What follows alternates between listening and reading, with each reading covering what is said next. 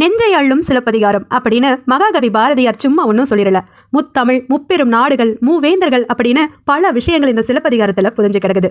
கிபி 2ஆம் நூற்றாண்டுல நம்மளுடைய தமிழ்நாடு எப்படி இருந்துச்சு அப்படின்னு தெரிஞ்சுக்கணுமா? நிச்சயமா நீங்க படிக்க வேண்டிய நூல் சிலப்பதிகாரம் தான். இப்படிப்பட்ட சிலப்பதிகாரத்துல கோவலன், கண்ணகி, மாதவி இவங்க மட்டும்தான் கதாபாத்திரங்களான்னு கேட்டா நிச்சயமா கிடையாது. நிறைய கதாபாத்திரங்களை பற்றி விரிவா சொல்லக்கூடியதுதான் இந்த சிலப்பதிகாரம். கோவலனுக்கும் கண்ணகிக்கும் காதல் திருமணமா ஆச்சு? ஏன் மாதவியை விட்டு கோவலன் பிரிஞ்சு வந்தான்? இப்படியெல்லாம் கேள்விகள் உங்ககிட்ட இருந்தா நிச்சயமா நீங்க இந்த கதையை கேட்கணும். நாம இன்னைக்கு சிலப்பதிகாரத்துடைய முழு கதையையும் கேட்க போறோம். வாங்க. 1800 ஆண்டுகளுக்கு முன்னால சோழ நாட்டோட தலைநகரமா காவிரி பூம்பட்டினம் இருந்துச்சு. இந்த காவிரி பூம்பட்டினத்தை பூம்புகார் அப்படின்னு சொல்லுவாங்க. இது செல்வ வளமிக்க நகரமா இருந்துச்சு. காவிரி ஆறு கடலோடு கடற்கரை இடத்துல இருந்தனால வாணிபம் சிறப்பா நடந்துச்சு. இப்படிப்பட்ட இந்த நகரத்துல வணிகர்கள் செல்வ வளமிக்கவர்களா இருந்தாங்க. அரசர்களுக்கு நிகரான செல்வம் படைச்சவங்களா இருந்தாங்க. அப்படிப்பட்ட வணிகர்ல 2 பெரும் வணிகர்கள் யார் அப்படின்னா மாசாத்துவான், மாநாய்க்கன் அப்படிங்கிறவங்க. இவங்க 2 பேருமே சொந்தக்காரங்க தான். இவங்க 2 பேர்த்துக்குமே ஒரு பொண்ணும் ஒரு பையனும் இருந்தாங்க. மாசாத்துவனுடைய மகன் கோவலன், மாநாய்க்கனுடைய மகள் கண்ணகி. இவங்க 2 பேருமே சிறு வயது முதலே நண்பர்களா இருந்தாங்க. சொந்த பந்தம் அப்படிங்கறனால சிறு வயதில் பார்த்து விளையாடி இருப்பாங்க. அதற்கு பிறகு ஒரு குறிப்பிட்ட வயது வந்ததும் இருவரும் தனிமைப்படுத்தப்பட்டாங்க. அதற்கு பிறகு இடையில இருக்கக்கூடிய நண்பர்கள் மூலமாக ஒருவரை பற்றி ஒருவர் தெரிஞ்சுக்கிட்டாங்க. கோவலன் கிட்ட கண்ணகியோட நற்பண்புகள், குணாதிசயங்கள், அவளுடைய திறமைகள் பற்றி எல்லாம் நண்பர்கள் சொல்ல கோவலனுக்கு கண்ணகி மீது ஒரு காதல் வருது.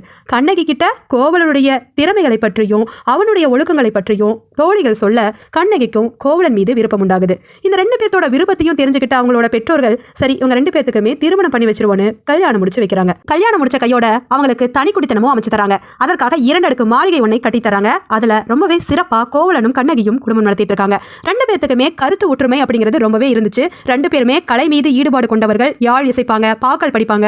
அதனால 2 பேர்த்துக்கும் ரொம்பவே ஒத்து போனனால எந்த ஒரு பிரச்சனையும் இல்லாமல் சில காலம் நல்லாவே போயிட்டு இருந்துச்சுன்னு சொல்லலாம். அப்படிப்பட்ட நேரத்துல தான் அந்த சோழ நாட்டுல ஒரு விழா நடக்கும். இந்திர விழா அப்படின்னு சொல்லுவாங்க. அதுல நாடக கணிகையர் பலர் நடனம் ஆடுவாங்க. அதுல பிரபலமான ஒருத்தி தான் சித்ராபதி அப்படிங்கிறவங்க. இந்த சித்ராபதி அப்படிங்கிறவங்க நாடக கணிகையர்களுள் தலையாய ஒருத்தர். அப்படிப்பட்ட அவருக்கு ஒரே ஒரு மகள் இருந்தா, அவள் தான் மாதவி.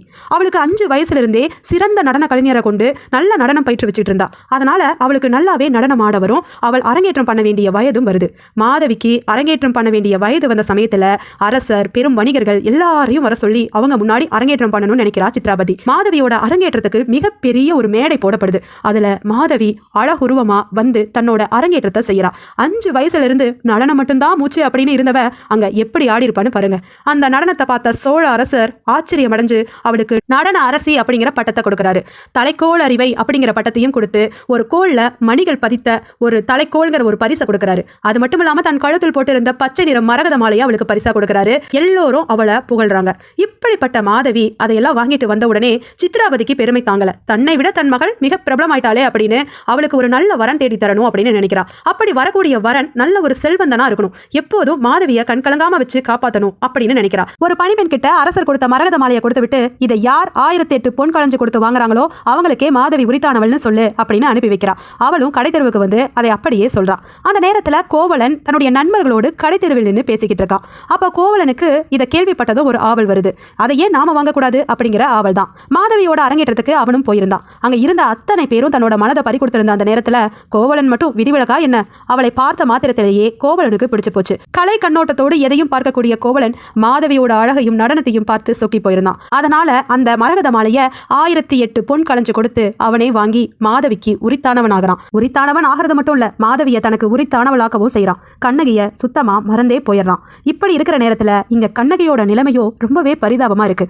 கணவனை இழந்த அவளை அலங்காரம் பண்ணிக்கவே மறந்து போறா. வீட்டில் என்ன இருக்கு இல்ல என்பதே தெரியாம தவிச்சு போறா. ஆனா ஒன்று மட்டும் அவ மறக்கவே இல்லை. தன்னோட வீட்டுக்கு வந்த அவளுடைய அத்தை மாமாவை நல்லாவே உபசரிச்சா. உங்களோட மகன் என்ன இப்படி கைவிட்டுட்டானேன்னு ஒரு வார்த்தை கூட சொல்லல. அவளுடைய ஒழுக்கத்திலிருந்து சிறிதும் தவறாம கண்ணகி எப்போதுமே கோவலனுக்காக அங்க காத்துக்கிட்டு இருந்தா. இந்த மாதிரி இருக்கிற நேரத்துல கோவலனும் மாதவியும் இங்க இன்பமா வாழ்க்கை நடத்திட்டு இருந்தாங்க. அவர்களுக்கு மணிமேகலை அப்படிங்கிற ஒரு மகளும் பிறந்தா. கோவலனுடைய குலதெய்வமான மணிமேகலா தெய்வத்தின் நினைவாக தன்னுடைய மகளுக்கு மணிமேகலா அப்படிங்கிற பெயரை வச்சு ஊரையே கூப்பிட்டு விருந்து வச்சுக்கிட்டு இருந்தான் கோவலன். அது மட்டும் இல்லாம தான் கிட்ட இருக்கிற செல்வங்கள் எல்லாம் கொஞ்சம் கொஞ்சமா கரைஞ்சிட்டு இருக்கிறத கோவலன் கொஞ்சம் கூட கண்டுக்கவே இல்லை. அது தெரியாமலேயே நாட்கள் கடந்து போயிட்டு இருந்துச்சு. அப்பதான் சோழ நாட்டுல இந்திர விழா ஆரம்பமாகி இருந்துச்சு. சோழ நாட்டோட இந்திர விழாவை முன்னிட்டு கோவலனும் மாதவியும் நீராடிட்டு வந்து மணல்ல உட்கார்ந்து யாழ் மீட்டிக்கிட்டு இருந்தாங்க. அப்ப கோவலன் ஒரு சில வரிகளை பாடல்ல கொண்டு வரான். காவிரி நதியாகிய உன்னை விட்டுட்டு சோழன் கங்கை நதியை கண்டு கொண்ட போதும் நீ அந்த அரசனை கைவிடாமல் வளங்களை அள்ளி தருகிறாய்ங்கிற அர்த்தத்துல பாட்டு பாடினான். ஆனா இதை கேட்டதும் மாதவிக்கு கோபம் வந்துருச்சு. ஒரு பெண்ணை விட்டுட்டு இன்னொரு பெண்ணை பார்க்கறத பத்தி பாடுறானேன்னு கோபப்படுறா. அதனால அவளும் ஒரு ஆடவனை நினைத்து பாடுவது போல பாட்டு பாட கோவலனுக்கு பயங்கர கோபம் வந்தது. ஊர் மக்கள் சொல்ற மாதிரி கணிகையர் எல்லாம் இந்த மாதிரி தான் இருப்பாங்க போலன்னு அவகிட்ட கோபப்பட்டுட்டு அங்கிருந்து கோபத்தோடு கண்ணகி கிட்ட போறான். இவ்வளவு நாள் கண்ணகியை விட்டு பிரிஞ்சு அவளை கஷ்டப்படுத்திட்டமேனு அப்பதான் அவனுக்கு வருத்தமே வருது. அதனால நேரா கண்ணகியை பார்க்க போறான். அந்த நேரத்துல கண்ணகி கிட்ட தேவந்தி அப்படிங்கிற அவளுடைய தோழி ஒருத்தி பேசிக்கிட்டு இருக்கா. நீ கவலைப்படாத, எல்லாம் சரியாகிரும்னு அடிக்கடி வந்து கண்ணகிக்கு ஆறுதல் சொல்ற பெண் தான் இந்த தேவந்தி. அவள் சில பரிகாரங்களை செய்ய சொல்றா. ஆனா கண்ணகியோ தான் கண்ட கெட்ட கனவை பத்தி அவகிட்ட சொல்லிக்கிட்டு இருக்கா. என்னுடைய கணவனோடு நான் வெளியூர் போகும்போது அங்க பல பிரச்சனைகள் ஏற்படுற மாதிரி என் கனவுல கண்டேன் அப்படின்னு சொல்லிட்டு இருக்கா. அதுக்கு தேவந்தி ஆறுதல் சொல்லிட்டு இருக்கா.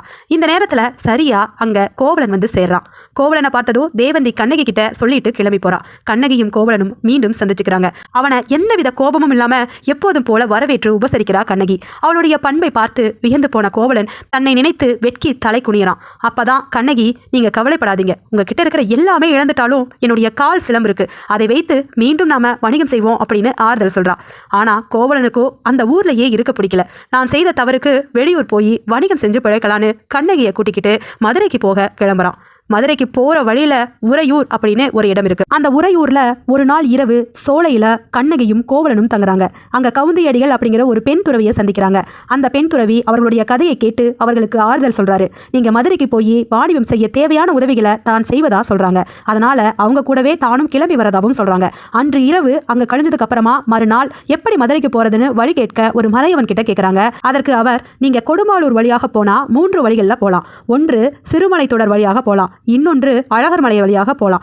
ஆனா நீங்க நேரா போறது தான் நல்லது. ஆனா அதுல ஒரு தெய்வம் மாறு வேடம் போட்டு வந்து மிரட்டும் அப்படின்னு சொல்றாரு. இதை கேட்டதும் கோவலன், கண்ணகி, அந்த கவுந்தியடிகள் எல்லோருமே நேர் வழியாகவே போறாங்க. அந்த மறையவன் சொன்னது போலவே ஒரு தெய்வம் சித்ராபதியின் தோழியான வசந்தமாலை அல்லது வயந்தமாலைன்னு சொல்லுவாங்க, அவங்க ரூபத்துல வந்து மிரட்டுது. கோவலன் தேவையான மந்திரங்களை உச்சரிச்சதும் அந்த தெய்வம் மறைஞ்சு போகுது. அந்த வழியா போய் ஒரு சோலைக்கு போய் சேர்றாங்க. அங்க வேட்டுவ மக்கள் இருக்காங்க. அதுல சாலினி அப்படிங்கிற ஒரு பெண் குறி சொல்லக்கூடியவ, அதாவது தன் மீது தெய்வம் வந்து குறி சொல்ற மாதிரி பாடுவா. அப்படிப்பட்ட அந்த பெண் மேல தெய்வம் வந்து கண்ணகியை புகழ்ந்து பாடுறா. அவள் ஒரு கற்புக்கரசி அப்படின்னு பெருமையா கண்ணகியை பற்றி பாட்டு பாடுறா. அங்கிருந்து அவர்கள் திரும்ப மதுரைக்கு போய் சேர்றாங்க. மதுரைக்கு வந்ததும் கவுந்தியடிகள் கண்ணகியையும் கோவலனையும் முதுமையான ஆயர்குல பெண்ணான மாதுரையோட வீட்டுல தங்க வைக்கிறாங்க. அதுக்கப்புறம் அவங்களுக்கு தேவையான உதவிகளை செஞ்சுட்டு அங்கிருந்து கிளம்பி போறாங்க. மாதுரி அவங்க 2 பேர்த்துக்கும் தங்கருக்கு ஒரு தனி வீட்டை கொடுக்குறா. இந்த மாதுரிக்கு ஐயை அப்படின்னு இளமையது பொண்ணொருத்தி இருந்தா. இப்படிப்பட்ட நேரத்துல கோவலன் மறுநாள் கண்ணகியோட ஒரு சிலம்பை எடுத்துக்கிட்டு கடை தெருவுக்கு போய் வித்துட்டு வரேன்னு கிளம்புறான். அப்படி போன அவன் அங்க ஒரு பொற்கொள்ளர் கூட்டம் வரதையும் நடுவுல ஒருத்தன் கம்பீரமா நடந்து வரதையும் பார்த்து அவன் யாருன்னு விசாரிக்க, நான் தான் மதுரை அரசன் பாண்டிய மன்னனின் பொற்கொள்ளன் அப்படிங்கிறான். அவன் கிட்ட தன்னுடைய கால் சிலம்ப காட்டுறான். அதை பார்த்ததும் அந்த பொற்கொள்ளனுக்கு மனசுக்குள்ள வேறொரு எண்ணம் உதிக்குது. ஏன்னா அவன் அவ்வளவு சிறந்தவன் கிடையாது. ஏற்கனவே அரசி ஒரு சிலம்பை சரி செய்ய கொடுத்த போது அதை அவனே யாருக்கும் தெரியாமல் தனக்கே வச்சுக்கிட்டான். அப்படிப்பட்ட நேரத்துல இந்த கால் சிலம்பை வாங்கி பார்க்கறான். மாணிக்க பரல்கள் எல்லாம் பதிக்க பெற்று மிக சிறப்பா இருக்கு. இதை பார்த்தா அரசிகள் அணியிற சிலம்பு மாதிரி இருக்கே, சரி இதுக்கு நல்ல விலை கிடைக்கும், நான் அரசர்கிட்ட காட்டிட்டு கொண்டு வரேன் அப்படின்னு கோவலன் கிட்ட ஒரு புன்னகையை உதிர்த்துட்டு கிளம்பி போனவன் என்ன செஞ்சான் தெரியுமா? அவன் அரசர்கிட்ட நேரே போனான். அரசர்கிட்ட இல்லாததையும் பொல்லாததையும் சொன்னான். அரசியோட ஒரு கால் சிலம்பு காணாமல் போயிருச்சு, அது இதே மாதிரி தான் இருக்கும், அதனால கல்வன் என்கிட்டயே வந்து அகப்பட்டுட்டான் பாருங்களேன் அப்படின்னு சொல்றான். அரசன் அந்த பொற்கொள்ளன் சொன்னதை முழுமையா நம்பி அந்த வீரர்களுக்கு ஆணை பிறப்பிக்கிறாரு. கடை தெருவில் சிலம்போடு யாராவது இருந்தா அவன் தலையை கொய்து சிலம்பை கொண்டு வந்து எங்கிட்ட கொடு அப்படிங்கிறாரு. அந்த வீரர்களும் அது போலவே செய்யறாங்க. கோவலனுடைய தலை கொய்யப்படுது, சிலம்பு அரசன் கிட்ட போகுது. இதை கேள்விப்பட்ட கண்ணகி சும்மா இருப்பாளா? அழுதா, புரண்டா, துடிச்சா. அதுக்கப்புறம் தலைவிரி கோலத்தோடு மயிலந்த கண்களோடு வேகமா பாண்டிய நாட்டோட அரண்மனைக்கு முன்னாடி போய் நின்னான். அவளோட கோலத்தை பார்த்த அந்த காவல் வீரன் பயந்தே போனான். காளியோ பராசக்தியோ அபூதமோ அப்படின்னுலாம் நினைக்கிற அளவுக்கு அவளுடைய தலைவிரி கோலமும் முகமும் அப்படி ஒரு தோற்றத்தை கொடுத்துச்சு. அவன் வேகமா ஓடி போய் பாண்டிய மன்னன் கிட்ட இப்படி ஒரு கோலத்துல ஒரு பெண் வந்து நிக்கிறான்னு சொல்ல உடனே அவளை அரசவைக்கு வர சொல்றாங்க. அரசவைக்கு போன அவள் என்னுடைய கணவனை தவறா கொண்டுட்டீங்கன்னு வாதாடுறா. ஆனா அரசனோ நான் கொன்றது கல்வனையே அப்படின்னு சொல்ல கண்ணகிக்கு கோபம் கொப்பளிக்குது. தன் கையில் இருந்த சிலம்பை காட்டி இதில் இருப்பது மாணிக்க பரல்கள், அந்த சிலம்பிலையும் அதுதான் இருக்கும் அப்படின்னு சொல்ல அரசர் என்னுடைய மனைவியின் சிலம்பில் இருப்பதோ முத்துப்பரல்கள், எங்கே அதை உடைத்து காட்டு அப்படின்னு சொல்றாரு. அதை தூக்கி போட்டு உடைக்கும் போது அந்த மாணிக்க பரல்கள் தெரித்து பாண்டியனின் முகத்தில் தெரித்து விழுது. அதுக்கப்புறம் தான் தவறு செஞ்சிட்டமே அப்படின்னு வருத்தப்படுறாரு. வெண்கொற்ற கொடையும் செங்கோலும் கீழே விழ அரசனும் கீழே விழுந்து உயிர் துறக்கிறாரு. தன்னுடைய கணவன் இறந்ததை பார்த்த கோப்பெருந்தேவியும் அந்த இடத்திலேயே உயிர் துறக்கிறாங்க. அப்படியும் கண்ணகியின் கோபம் தனிந்ததா? கிடையவே கிடையாது. அந்த மதுரையை எரிக்கிற வரலும் கண்ணகிக்கு கோபம் தாங்க முடியல. அந்த நேரத்தில் மதுரையின் காவல் தெய்வமான மதுராபதி வந்து இன்னும் 14 14 நாட்கள்ல உன்னோட கணவனோட நீ விண்ணுலகம் போவ அப்படின்னு சொல்லிட்டு மறையுது. அவளும் 14 நாட்கள் நடந்து நடந்து நடந்து சேர நாட்டோட மலைப்பகுதிக்கு போய் சேர்றா. அங்க ஒரு வேங்கை மரத்தடியில் மனசாராம நின்றுட்டு இருக்கா. அவளுக்கு ஆறுதல் கொடுக்குற மாதிரி அங்க நடக்கக்கூடிய குறவை கூத்து இருக்கு. அந்த நேரத்துல தன்னோட கதையை அவங்க கிட்ட சொல்றா.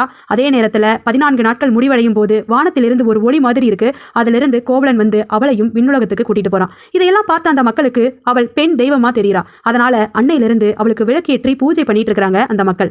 இதை எல்லாமே சேரன் செங்குட்டுவன் மலைவளம் காண வரும்போது பாக்குறாரு. பார்த்து அவங்க கிட்ட விசாரிக்கும் போது கண்ணகியோட கதை முழுக்க அவருக்கு சொல்லப்படுது. இதையெல்லாம் கேட்டுட்டு இருந்த இளங்கோவடிகள், சாத்தனார், சேரன் செங்குட்டுவன் இவங்க எல்லோருமே இதை பற்றி பேசுறாங்க. சேரன் செங்குட்டுவன் இதற்காக இமயத்திலிருந்து கல்லெடுத்து வந்து கண்ணகிக்கு ஒரு கோவில் வடிப்பேன்னு அப்படி ஒரு கோவிலை வடிச்சு சித்ரா பௌர்ணமியில அதற்கு பூஜையும் செய்யறாரு. இப்படிதான் கண்ணகியோட கதை முடிவடையுது. பத்தினி தெய்வமா கோவில்ல வழிபடப்படுற அளவுக்கு அவ பெருமை பெறா. இங்க மாதவி தன்னுடைய குழந்தை மணிமேகலையோடு இனி நான் துறவரம் போக போறேன் அப்படின்னு சொல்றா. கோவலனின் தந்தையும் கண்ணகியின் தந்தையும் துறவு போன அவர்களது தாய்மார்கள் இறந்தே போறாங்க.